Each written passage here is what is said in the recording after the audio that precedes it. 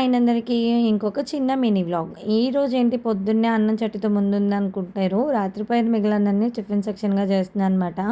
మామూలుగా రాత్రిపూట అన్నం మిగిలుంటే ఇంతకుముందు అయితే పులిహోర చేసుకునేవాళ్ళము. పొద్దున్నే అది గ్యాస్ వచ్చేస్తుందని చెప్పి ఇప్పుడు ఏం చేస్తున్నామంటే అయితే ఆ ముందు రోజు నేను లాస్ట్ వీడియోస్‌లో చెప్పినట్టు పెరుగన్నం కింద తోడైతే పెట్టేస్తున్నా. లేదంటే ఇలా సింపుల్‌గా మసాలా రైస్ చేస్తున్నాను.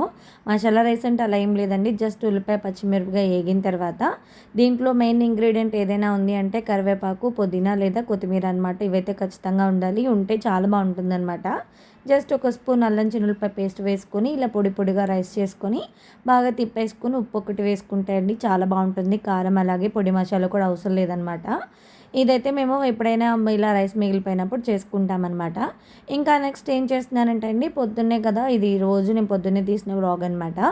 ఏంటంటే బాక్స్ కోసం ప్రిపేర్ చేస్తున్నాను. ఈరోజు తోటకూర పప్పు చేద్దామని చెప్పి తోటకూర తీసుకొచ్చాను.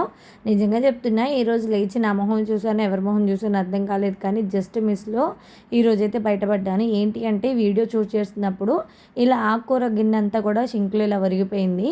జస్ట్ మిస్ నా ఫోన్ కూడా సింక్లో పడిపోయేది అనమాట. ఇంకా పడిపోయిన ఆకుకూర అంతా తీసేసి ఇలా కాడలు ఉంటాయి కదండి, కాడల్ని లాస్ట్లో అడుగునున్న కాడల్ని ఇలా వడైతే వేసుకుంటానమాట. ఎందుకంటే మనం ఆకుకూర ఎన్ని కట్టలు తెచ్చుకున్నా ఉడికేటప్పటికి లేదా అయ్యేటప్పటికి చాలా కొంచెం అవుతుంది కదా, సో ఎంత వేస్టేజ్ పోకుండా ఉంటుందని చెప్పి ఇలా చేస్తాను. ఇంకా ఇక్కడైతే చైతన్య అయితే స్కూల్ టైం అయిపోయింది, టిఫిన్ చేసేసుకొని వెళ్తున్నారు. లంచ్ అయితే వాళ్ళ డాడీ ఇచ్చేస్తారనమాట. నైనశ్రీ కూడా నేను వెళ్తానని చెప్పి హ్యాండ్ బ్యాగ్ అయితే తగిలించుకుంది. ఎందుకంటే స్కూల్ నుంచి తను ఇది వాళ్ళ డాడీతో పాటు వెళ్ళి పాల ప్యాకెట్ తీసుకొస్తుంది అనమాట, స్కూల్లో చైతన్య వదిలిపెట్టేసి. ఇక నేను ఈ వీడియో తీద్దాం అనుకున్నాను కానీ వాళ్ళు వెళ్ళే అడవుల్లో తీయలేదనమాట. ఇక ఆఖరికి పోపు అయితే పెట్టేసి మా వాళ్ళకైతే లంచ్ అండ్ స్నాక్స్ అయితే ప్రిపేర్ చేసేస్తున్నాను. ఈ లడ్డు నేను మొన్న రెసిపీ షేర్ చేశాను కదా, అదే. దాంతోపాటు ఒకళ్ళకేమో డ్రై ఫ్రూట్స్, ఒకళ్ళకేమో ఇంకొకళ్ళకి మరమరాలు ఉండబెట్టాను అనమాట. ఇద్దరు పిల్లలే అండి, ఎందుకంటే లంచ్ బాక్స్ సర్దాల్సి వస్తుంది కదా. ఇక లంచ్ బ్యాగులు సర్ది వెళ్ళిపోయిన తర్వాత వెళ్ళేటప్పుడు నైనశ్రీ వాళ్ళిద్దరు బ్యాగ్స్ ఏంటి, నాకు కూడా బ్యాగ్ ఉంది నేను కూడా వెళ్తానంటది. గోల్ చేసిద్ది అనమాట. ఎవరైనా వెళ్తుంటే ఎవరు వచ్చినా అంతే, ఎవరు వెళ్ళినా అంతే గోల్ చేసిద్ది. ఇక ఇక్కడైతే నైనశ్రీకి ఎందుకనో ఒక్కరోజే సడన్గా ఎందుకనో కోల్డ్ అండ్ కఫ్ వచ్చేసింది అనమాట. బాగా అంత సైలెంట్గా బాగా సైలెంట్గా కూర్చుంది. బుద్ధిమంతురాలు అనుకున్నారు, గయ్యాలి నేనే అనుకుంటే నాకు మించి. ఇక మందులు అవి పోసి అయితే పడుకోబెట్టేశాను.